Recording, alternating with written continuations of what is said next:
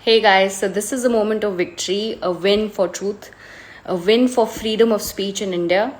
I did a video about 3 weeks back about this film called Udaipur Files, and I have been tracking the court case and development since then. It has been a tough battle for the producers to bring this film to light. Well, I'm so proud to share that the Udaipur Files, the film they tried to ban, will now officially release on 8th of August, just 2 days later. So Maulana Arshad Madani of Jamiat Ulema-e-Hind went to Delhi High Court. Mohammad Javed, one of the principal accused in the murder of Kanhaiya Lal, also went to the Supreme Court to get this film banned.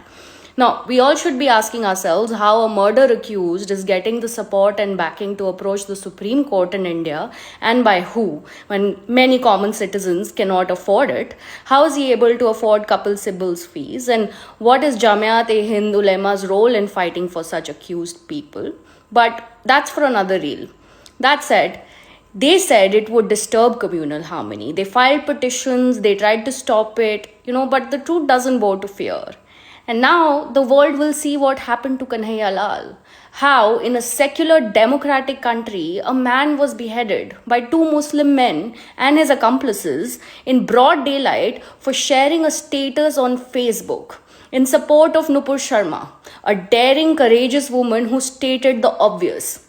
Now, 25% of the profits will go to Kanhaiya Lal's family so they can rebuild their lives with dignity. His son still fights for justice. And this is something that we all need to support and stand up for.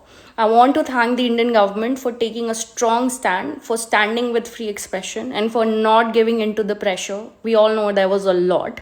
This isn't just a film, it is a war cry against radical Islamic expansion in India. And every ticket is a statement that you will not forget.